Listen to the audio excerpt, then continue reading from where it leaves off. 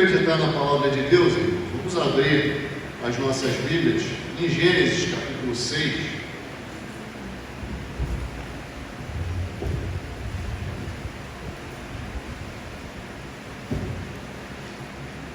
Livro de Gênesis, capítulo 6, nós vamos ler do versículo 8 ao versículo 22 até o primeiro versículo do capítulo 7.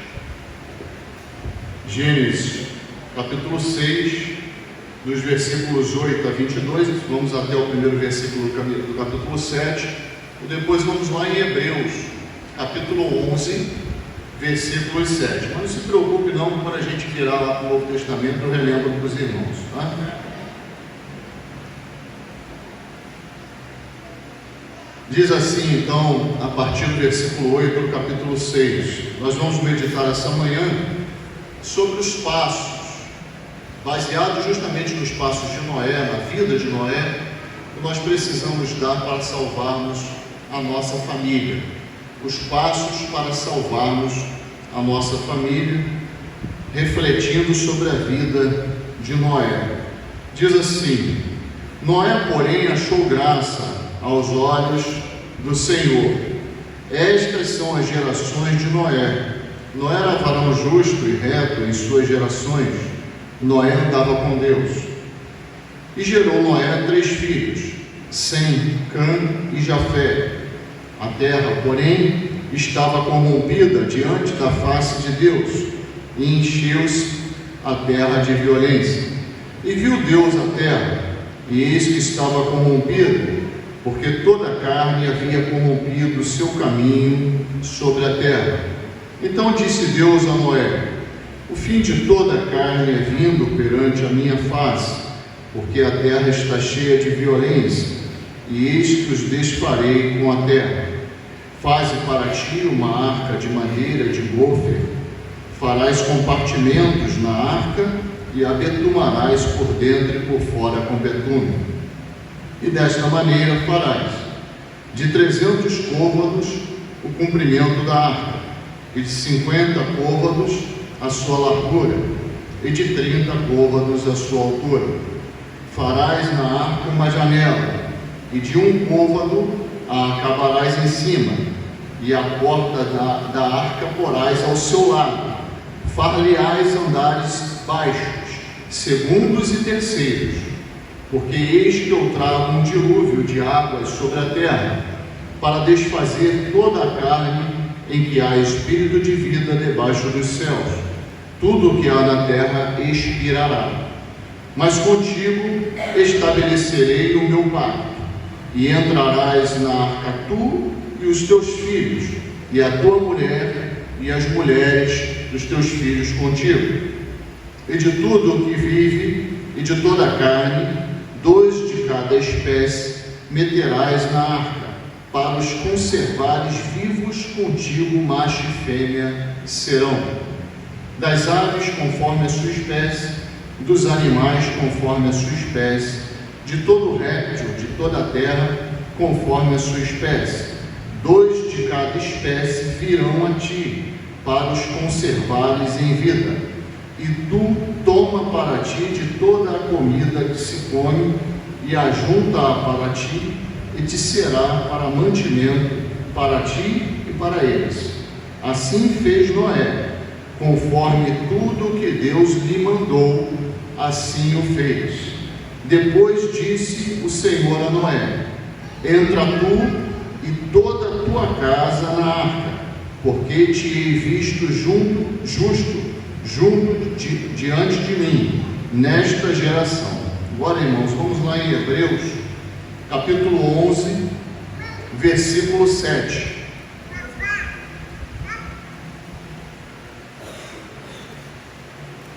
Carta aos Hebreus, capítulo 11, versículo 7.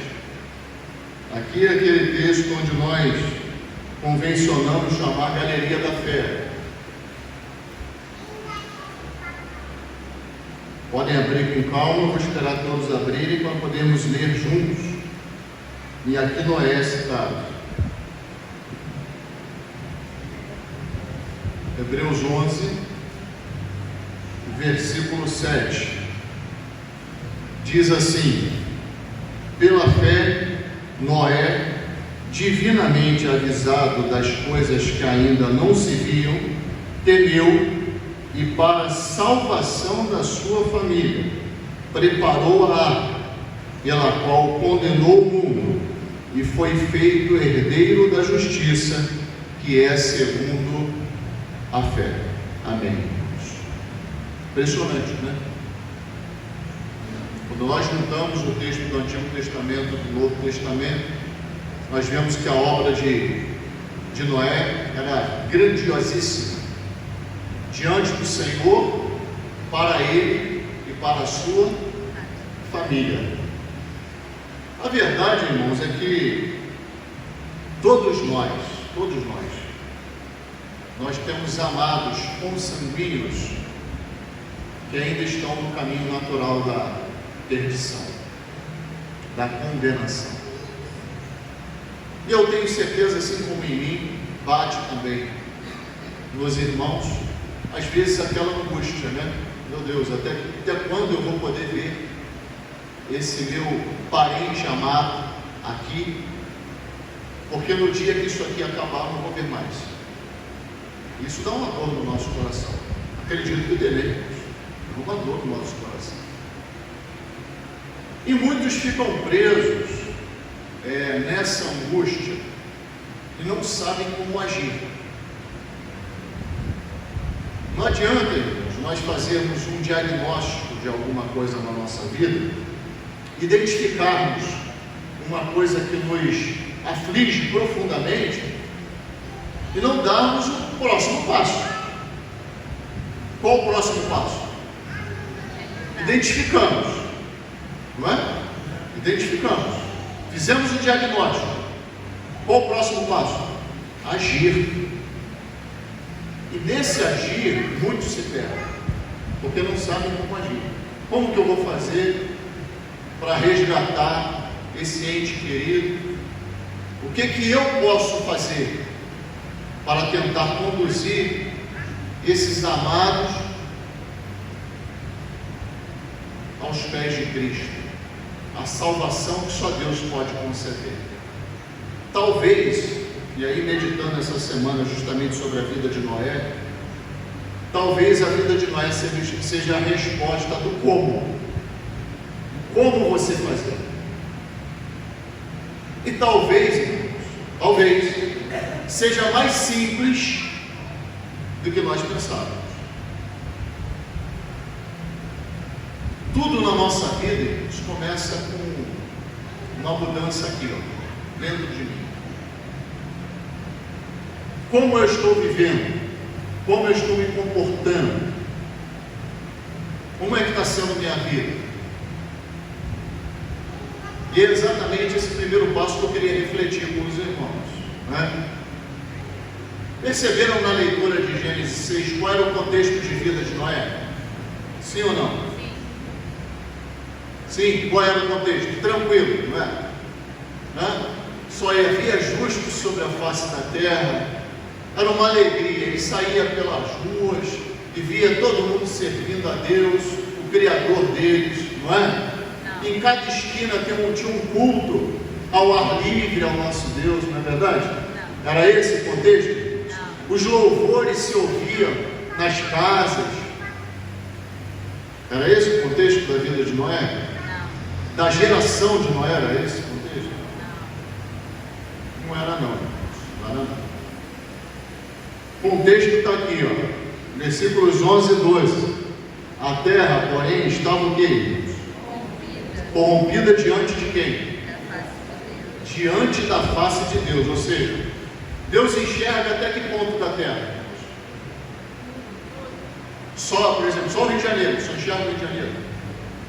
Só enxerga o Rio de Janeiro e São Paulo. Só enxerga o Brasil. Toda a terra estava corrompida. E a terra aqui, irmãos, não é isso que ele está pesando, não. São as pessoas que habitam na terra. Todas as pessoas que habitavam sobre a face da terra estavam corrompidas. Essa é a realidade. Continua. E encheu-se a terra naturalmente de quê? Onde há corrupção, há também o quê? Violência. Tem jeito. Maldade, né? E viu Deus a terra, e eis que estava corrompida, porque toda a carne havia corrompido o seu caminho sobre a terra. Ou seja, o contexto de Noé não era fácil não. Então não é diferente do nosso hoje. Concorda? Sim ou não? Claro que sim.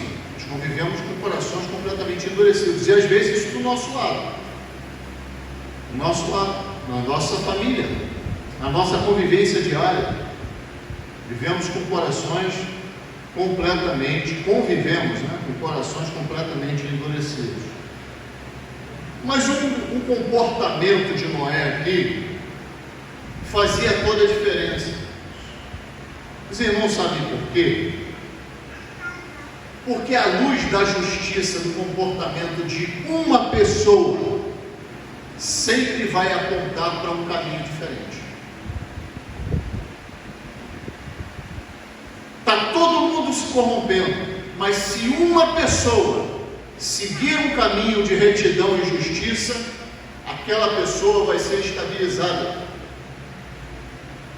vai ser patenteada, e vai ser uma luz para que todos aqueles outros vejam e olhem e cheguem à seguinte conclusão: tem um caminho diferente. Eu não preciso seguir um caminho natural de perdição, de corrupção, que todo mundo está seguindo. Tem um caminho diferente. Tem um caminho diferente. E olha que interessante, irmãos. Esse caminho foi o caminho que Noé escolheu. Olha o que Deus fala aqui. Noé, porém, versículo 8, achou graça aos olhos do Senhor. Graça é favor. Ou seja, Deus se voltou para Noé. É isso que o versículo está dizendo. Deus se voltou para Noé. Deus se volta para os fiéis, irmãos, e presta atenção em suas vidas. Assim como aquele que se corrompe, Deus o afasta e nem olha para ele, olha distante, até que ele se arrependa. O justo chama a atenção de Deus para a sua vida. E como é que era o comportamento de Noé? Versículo 9. Estas são as gerações de Noé. Noé era homem justo, ou seja, justo por quê? Porque cumpria a justiça de Deus sobre a sua vida. E reto, quem anda reto anda no caminho de quem? De Deus. O que Deus fala para Josué quando ele assume a responsabilidade de conduzir o povo? Quem lembra? Não te desvies nem para a esquerda e nem para a direita. O que Deus estava dizendo para Josué? Tenha a sua vida reta diante de quem, irmãos? De Deus. Por isso que Noé chamou a atenção de Deus para a sua vida e achou graça aos seus olhos, porque a vida dele era justa conforme a justiça de Deus, e o seu proceder o quê? Reto. Isso está ligado a escolhas de vida, está ligado à prática de vida, como eu procedo no meu dia a dia. E como eu procedo no meu dia a dia, eu vou chamar a atenção de Deus para mim positivamente, ou eu vou chamar a rejeição de Deus sobre mim negativamente. Olha, rejeição só pode ser negativa. Essa é uma realidade. E como é que eu vou me preocupar com a salvação do meu próximo, se a minha vida não está condizente a isso? Eu não tenho nem firmeza em mim mesmo. Como é que eu tenho que me me preocupar, ou posso me preocupar com alguém que ainda está no caminho de perdição. Eu preciso ter firmeza em mim mesmo. Irmãos, tem uma figura muito interessante. Eu outro dia estava lendo, e aí me deparei, um comentário, me deparei com essa figura, né? Tinham 3 homens caminhando num caminho que eles não conheciam, né? De repente eles afundaram naquilo que é chamado de areia movediça. Nós sabemos quando mais naquela situação, quanto mais o indivíduo se mexe, mais ele afunda, né? E esses lugares existem mesmo, viu, irmãos? São lodos que você não tem como sair. Você se mexe para sair, você afunda mais, né? A ponto de encobrir a pessoa completamente. Esses 3 homens caíram na mesma situação. E um desses homens começou a falar: segura em mim, que eu vou tentar te puxar. E quanto mais seguravam nele, e ele tentava puxar a pessoa, mais ele afundava. E sabe o que aconteceu com esse homem que disse isso? Foi o primeiro a afundar. Sabe por quê? Ninguém pode salvar a ninguém estando na mesma condenação. Ninguém pode salvar alguém não estando firme, em terra firme, muito convicto do que crê. Eu preciso estar sobre uma rocha e estender aí sim o meu braço para poder retirar essas pessoas do lamaçal, do lodo, do pecado, da condenação. Se eu não estiver firme, como é que eu vou firmar os passos dos outros? É loucura isso, né? Ontem fomos interpelados por um homem que se achava muito firme. E aí que deixe claro aqui, em nenhum momento nós procuramos discutir religião, tá? Foi ele que procurou o Elcio e se intrometeu numa conversa particular de membros da igreja e tentou dissuadir Elcio da conversa que estamos tendo ali em particular. Ele estava tendo em particular com outro irmão. E ele, dentro da sua sabedoria humana, quis trazer algo que na verdade nem ele tinha certeza, porque teve um determinado momento que ele falou assim: eu já tive no candomblecismo, no umbandismo, testemunha de Jeová, e hoje eu sou meio da igreja católica, da igreja evangélica, e hoje eu sou espírita evangélico. Eu nem sabia que existia isso. Hoje eu sou espírita evangélico. E ele se meteu lá na conversa com os irmãos e quis ensinar uma porção de coisas. Depois a gente conversando lá com ele, ele falando isso, e assim que ele falou isso, eu perguntei para ele o seguinte: vem cá, você rodou por esse lugar todo aí, todas essas ideologias, todas essas religiões, deixa eu te perguntar o principal. Se hoje você fechar os olhos, você tem certeza que vai para os céus? Tem certeza da sua salvação? Eu não. Meu amigo, você me desculpa. Você rodou isso tudo, não adiantou nada. Porque aquilo que você tinha que ter como certeza, você não tem. Isso tudo só te trouxe mais dúvidas. E aí abrimos para ele João 5,24. Na verdade te digo: aquele que ouve as minhas palavras e crê naquele que me enviou, tem a vida eterna, e não entrará em condenação, mas já passou da morte para a vida. Eu falei para ele: é nessa palavra aqui que eu posso te dizer que eu e ele somos salvos. E ele demonstrou que não cria na palavra de Deus, aí não adianta, né? A pessoa entrou por um caminho de incredulidade. É nessa verdade, nessa promessa e nesse poder é que confiamos. Se eu confio, eu estou firme. Se eu estou firme, aí sim eu posso ajudar outros. Mas sem estar firme, sem ter uma vida reta diante de Deus, cumprindo aquilo que Deus me propôs, os preceitos de Deus na minha vida com retidão e justiça, como é que eu vou querer ajudar os outros? Não é? Aí surge, pega um indivíduo desse cheio de astúcia satânica, em vez de você manter as suas convicções, ele consegue te colocar dúvidas, porque você não tem convicção de fé. E vejam bem que Noé tinha muita convicção da sua fé. E ele transparecia isso através da sua vida. Porque a nossa vida reflete aquilo que cremos. A nossa vida reflete aquilo que cremos. Outra coisa importante, nós precisamos nos diferenciar disso tudo que está acontecendo aí, através da íntima comunhão com Deus. Versículo 9, lá no finalzinho, o que diz? Leiam para mim, por favor. Noé andava com Deus. Noé andava com Deus. Andava com Deus. O que significa andar com Deus? O que significa andar com Deus? A gente tem que ler a Bíblia e saber o que significa, né? Ter íntima comunhão com Ele. Isso significa uma vida em santidade, em pureza de coração, em sinceridade. Precisamos andar, se queremos salvar a nossa família, nós precisamos andar constantemente diante de Deus.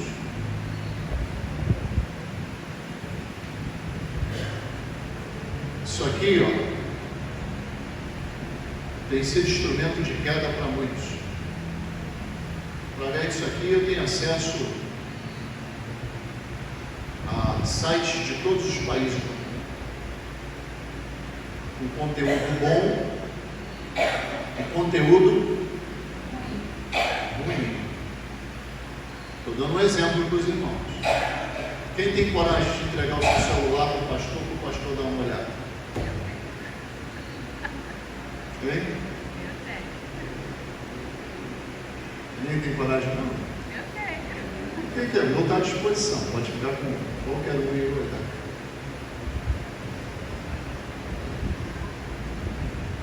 Só que não é o pastor que está olhando a vida de vocês, não. Quem olha a vida de vocês é aquele que conhece profundamente os vossos corações. Antes de vocês acessarem qualquer coisa, Deus já está vendo qual é a sua intenção. Deus acessa o profundo das nossas almas e dos nossos corações. E Ele sabe em todo momento, desde que você abre seus olhos de manhã, até quando você fecha seus olhos no final do dia, e até o que você sonha. Deus sabe profundamente da sua vida. E o quanto você deseja ser reconhecido como aquele que anda com Deus, em santidade, pureza e sinceridade, como foi a vida de Noé. Essa é uma realidade. Você quer salvar sua família? Seja exemplo de sinceridade, de pureza e santidade. Ande com Deus. Tenha uma vida de íntima comunhão em oração e meditação da sua palavra. Busque essa comunhão. Medite constantemente. Converse com o seu Deus. Porque as obras da carne não acharão lugar na sua vida. Esse é o grande segredo. Esse é o grande segredo. Né?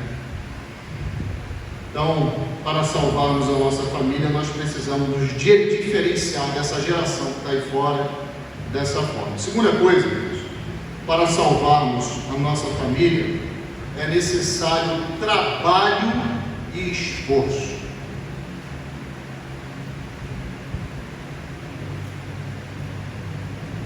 E aí tem um problema, né?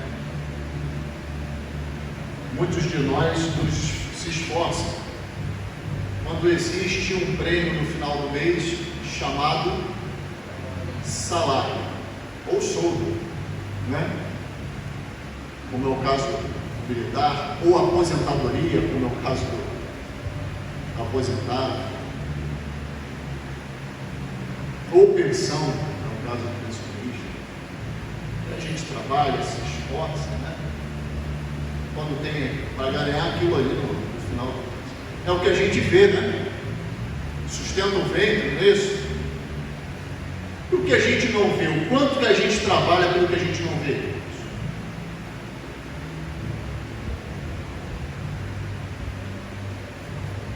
Lá em Hebreus, não sei se os irmãos perceberam, 11:7, diz que Noé trabalhava pelo que não via. Isso é fé. Noé trabalhava, se esforçava pelo que não via, mas pelo que Deus disse para ele: faça. Deus disse para ele: vai acontecer.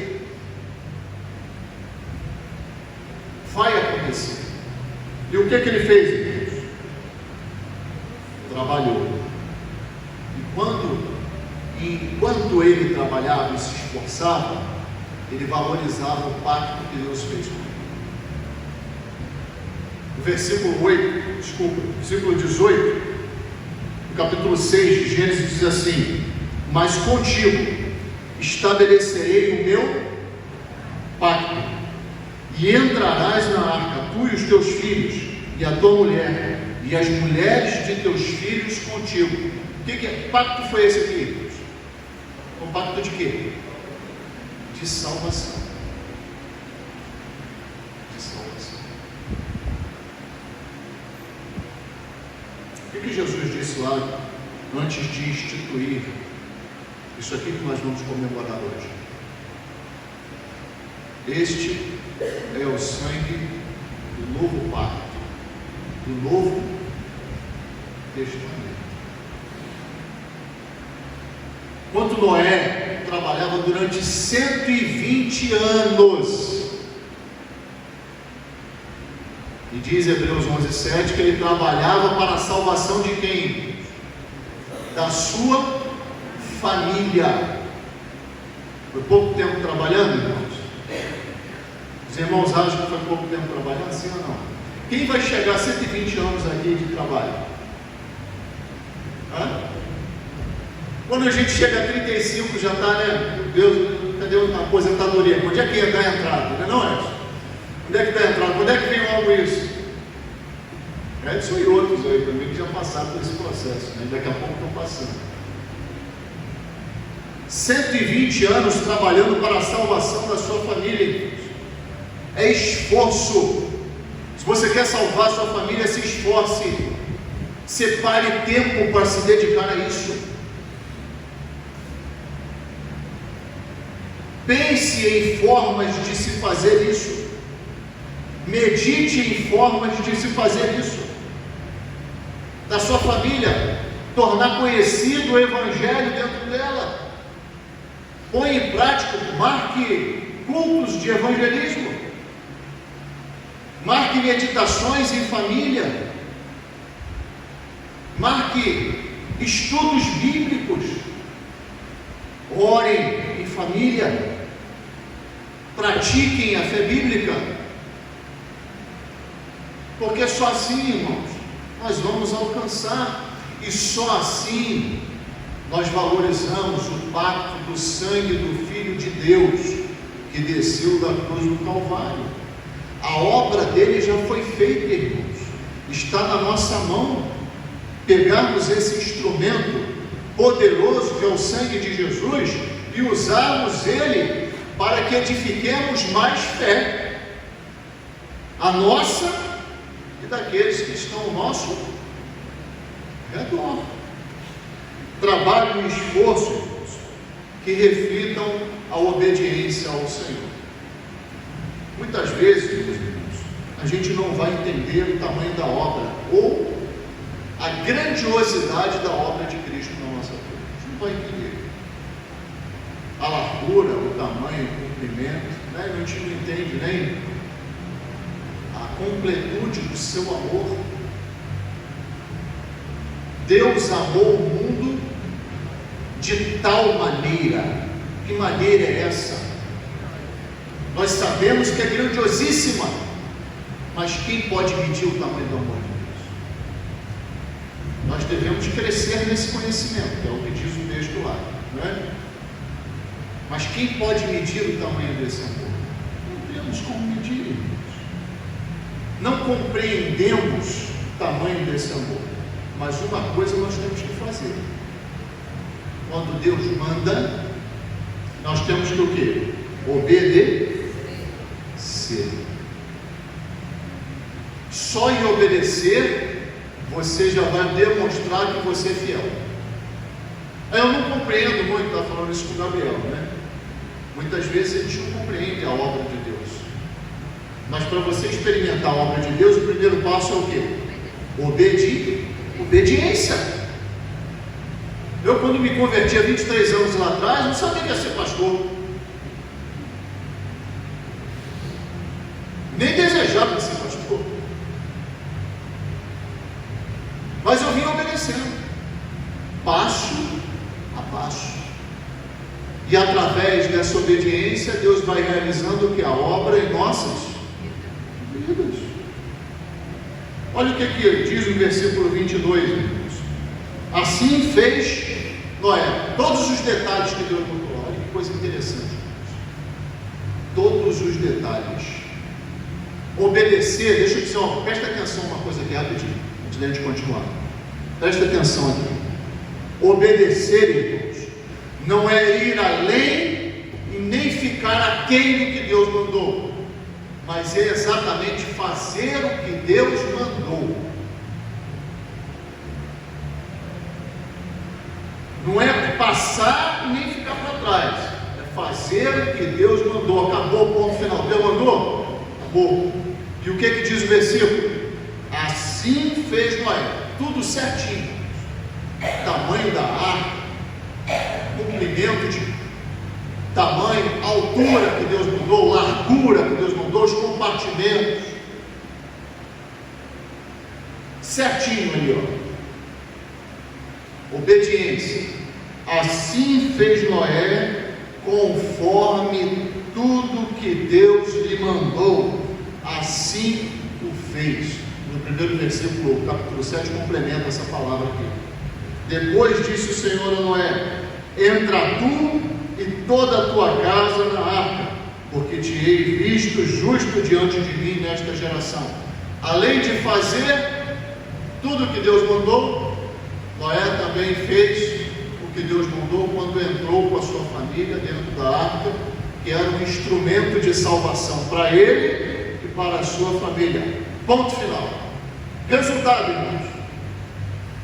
Resultado: todos foram salvos.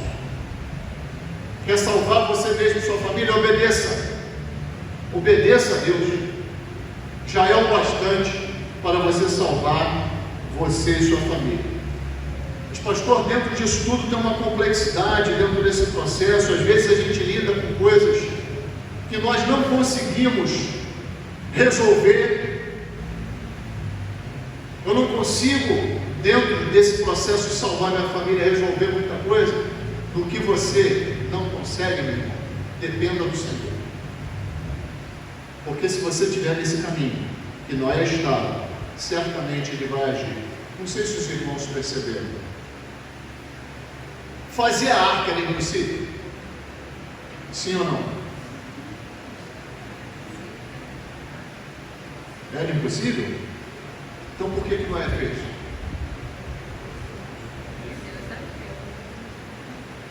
Fazer a arca era o quê? Possível.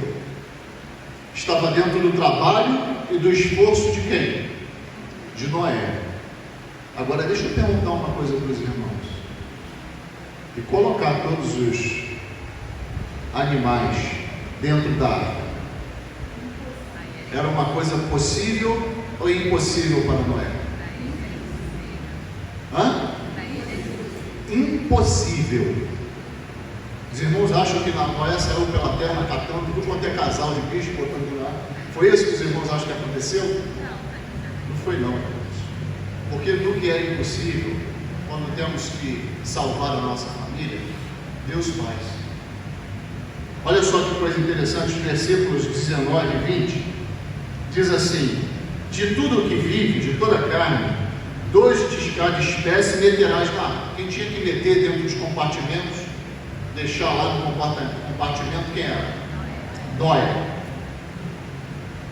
Para os conservares vivos contigo, macho e fêmea serão. Das aves, conforme a sua espécie, dos animais, conforme a sua espécie, de todo réptil da terra, conforme a sua espécie. de cada espécie, presta atenção, irmãos, virão a ti. Quem mandou esses bichos para dentro da arca? Deus. Para os conservares em vida. Os bichos foram enviados para dentro da arca por Deus. O que é impossível, irmãos, deixa na mão de Deus, que Ele faz no meio desse processo todo. Aí eu cansei, pastor, eu estou trabalhando na vida da minha mãe, do meu pai, da minha irmã, do meu primo, da minha tia, para tentar resgatá-los para o Senhor. Já estou orando há muito tempo. Continue orando, irmãos, e crendo que Deus fará aquilo que você não pode fazer. Só dependa dele. Faça a sua parte com esforço, com dedicação, que aquilo que você não consegue fazer, Deus vai fazer. Aquilo que Noé não conseguia fazer, quem fez? Foi Deus. Foi Deus. E para finalizar, algo muito importante. Noé foi pregador da justiça de Deus. Você quer salvar a sua família? Não pare de pregar contra o erro. Você quer salvar a sua família? Não pare de pregar contra o pecado. Não pare de pregar. Olha que coisa interessante, estão lá em Lucas, capítulo 17. Abram, por favor. Evangelho de Lucas. Ué, pastor, você não está falando de Noé? Como é que vai abrir lá no Evangelho de Lucas? Vamos lá, irmãos. Evangelho de Lucas, capítulo 17.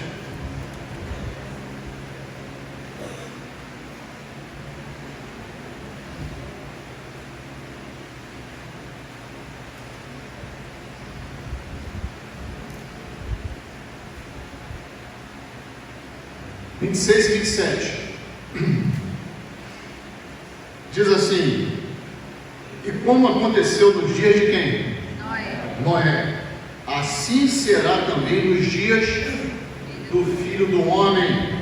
Comiam, bebiam, casavam-se e davam-se em casamento, até um dia em que Noé entrou na arca e veio o dilúvio e consumiu a todos.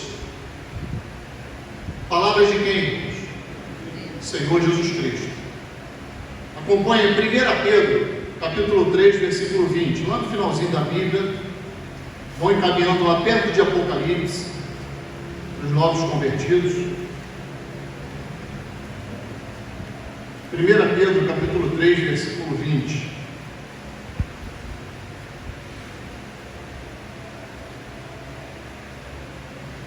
Diz assim: os quais em outro tempo foram rebeldes, quando da longanimidade de Deus esperavam nos dias de Noé. Ou seja, Deus foi longânimo durante quanto tempo? 120 anos, foi o período que Noé trabalhou na arca, trabalhando e se esforçando. E olha que coisa interessante: enquanto se preparava a arca, na qual poucas, isto é, 8 almas se salvaram pela água. Acabou aí, pastor? Não, Pedro cita Noé de novo na sua segunda carta, capítulo 2, versículo 5, algumas páginas adiante, 3 páginas na minha Bíblia. 2 Pedro, capítulo 2, versículo 5. Vamos ler o 4, para ter um entendimento do que Deus está falando aqui através do seu servo. Pedro diz assim: porque se Deus, no 4, não perdoou aos anjos que pecaram, mas havendo-os lançado no inferno, os entregou às cadeias da escuridão, ficando reservados para o juízo, e não perdoou no mundo antigo, mas guardou a Noé, pregoeiro do que, irmãos?